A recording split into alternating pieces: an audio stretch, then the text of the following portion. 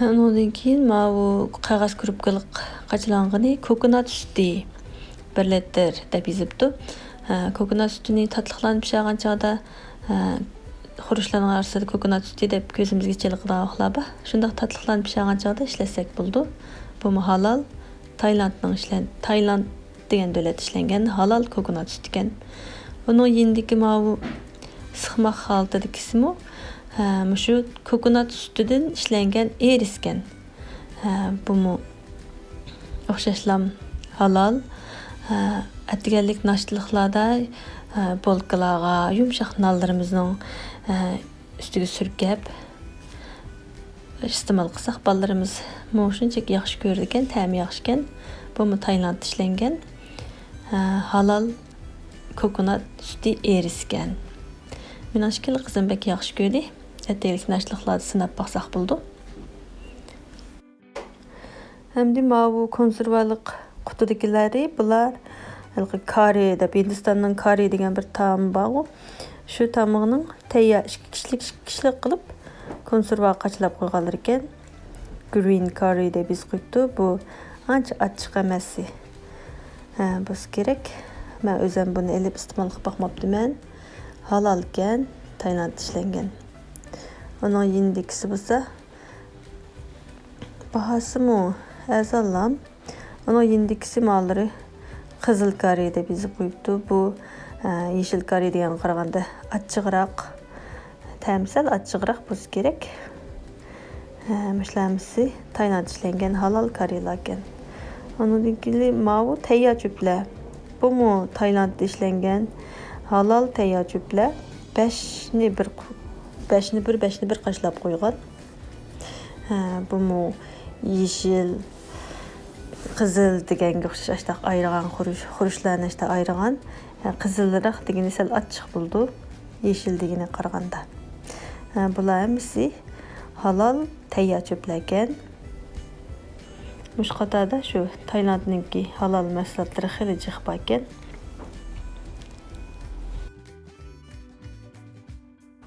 Ondan bu oyster sauce deb yozilgan. Adat qo'rimlarni qo'rib qanchalarda ancha ishlatilgan tamtangshiydigan xurush bu. Bu halal Taylandniki ekan. Men burun ilib ishlatganim mishatni olgan, shu magazindan Turkiyaninki mushtaq oyster sauce bor halaldi. Bu Taylandniki ekan. Bu o'xshashlar halal ekan. Bugun bu yerda Turkiyaning yo'q ekan.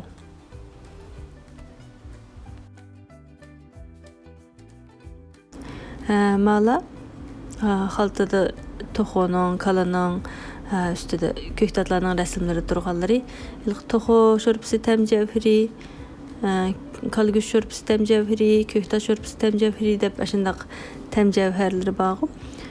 Shu undaq tamtangshaydigan xurushlar chaqmaqqandek tadbirjak qilib 30 tanni bir xalta qashlab qo'ygan. Bular halal İspaniya davlatida ishlangan halal tam xuruşları. Bu burun mushu do'konga Turkiyaninki mushtaq halal tam javharlarning halal boti, Turkiyaning o'xshashli 3 xili boti. Uzoq bo'ldi Turkiyaning kamayotidi. Bu yaqinda kelayotganlari sap Ispaniyada ishlangan halal tam javharlari. Bular shundaq ta'mi yaxshi, ko'p o'rinlarga ishlatildi. Endi bular bo'lsa sardin beliqininki konservalıqı, beliq konservasi.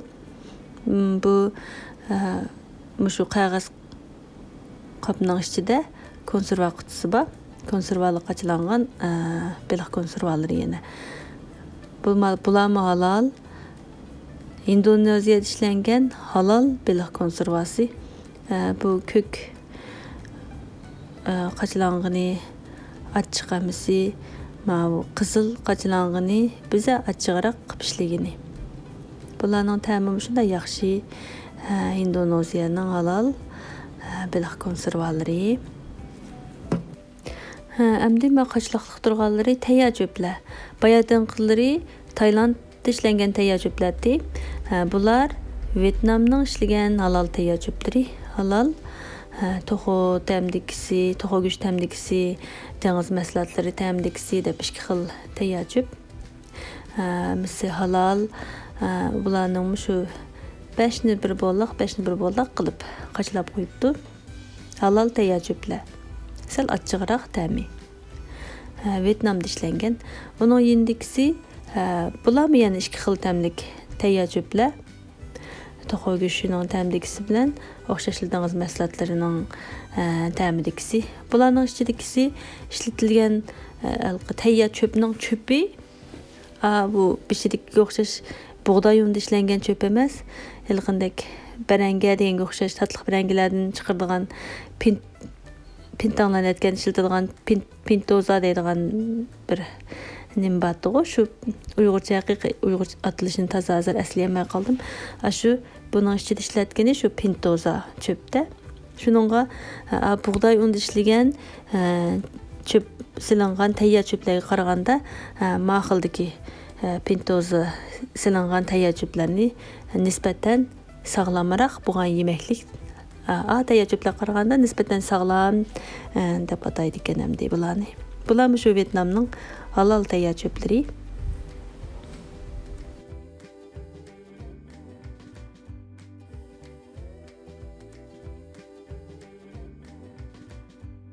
Şimdi bu mu halal mahsulotkan. Men buni ilib ishilib boqmabdi ekanman. Yangi keldimi yoki burun ko'rmay qoldimmi? Bu qolay sho'rp ekan. Nima dengiz mahsulotlari ta'mlik debdi. Buni qaynoq suv ichilib ahvoldan qaraganda stakanimizga ilib qaynoq suv qo'ysaqlam bir stakan issiq sho'rp paydo bo'ldiga o'xshaydi. Tailandning ekan halal sho'rp pishgan tayyor.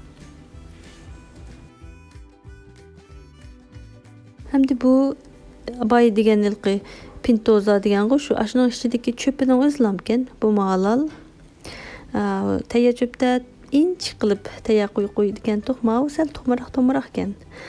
Fo deb ataydi ekan uni. Ash cho'pgan halal Vyetnamninki cho'pi. Buni endiki yumbuloq qo'yg'ini, yumbuloqda yey qo'yg'ini chambardak rice paper deb qancha anglab boqqan bo'g'aydiq. Gurushunda işte yasag'an rice paper degan nima ekan. Buni shu ikki tarafini so'g'ishida tekizgan killan bir xil kaynagan ekan. Arsiga tayyor qilgan kaboblarimizni tarxamak deganga o'xshash ko'kmush deganga o'xshash ham yegan bo'lgan so'qsaylarimizni aralashtirib yugab iste'mol qilsa bo'ladigan tayyor shu rice paper degan tayyor qilib qo'ygan nemizga Vyetnamniki bu halal. Men shu bir qitimlam ishlatdim, bek ustiliq bilan ishlatamagan ekan shu bir qitim olib qiptimi. Anadagi bu Indoneziyaninki cho'p ekan, quritib qo'ygan cho'pi. Buni biza qayintib pishirib iste'mol qildik. Men shu bir qitim olib baqdim. Sal tirik emas, biza yumshoqda kes qilib qoldim. Bular amisi shu halal cho'plar ekan. Hamdi mavuni Indoneziyaninki noitim ochiq tamxurush deb yozib qo'yibdi. Bu intayin ochiq qizilmush 50% qo'shilgan deb yozibdi. Xil ochiq o'xshamam shuni qaraganda. Bu halal ekan, Indoneziyaninki ekan. Ochiq qizilmush samsaqlardan yasab qo'ygan tam tetis qisgan.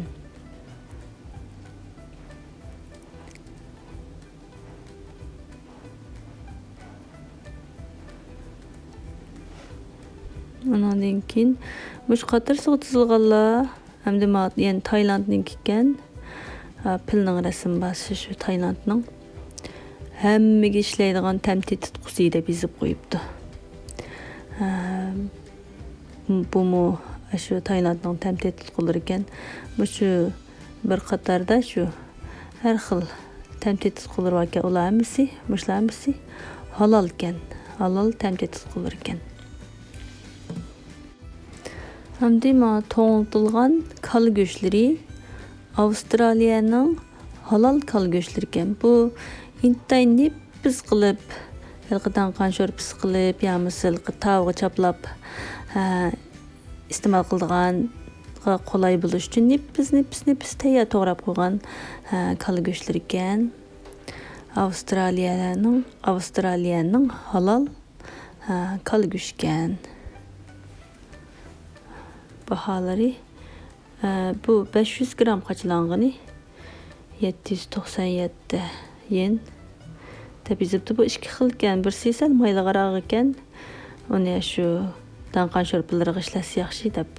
Yana birsi mayli qismi sal azroq ekan. U ashta tavuqqa chaplab yesa, kebab qilib yesa yaxshi deb.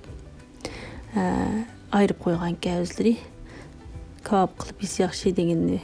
Sal qimmatroq ekan, 894 yen debdi. Işte halal Avustraliyaning tayyor to'g'rab qo'ygan halal kal go'shtlari bor ekan. Endi bu to'ng'ilgan yemeklardan to'g'ri go'shtininki chicken nugget degani. So'nggi yo'q, shu to'g'rilik go'shtning o'zini ham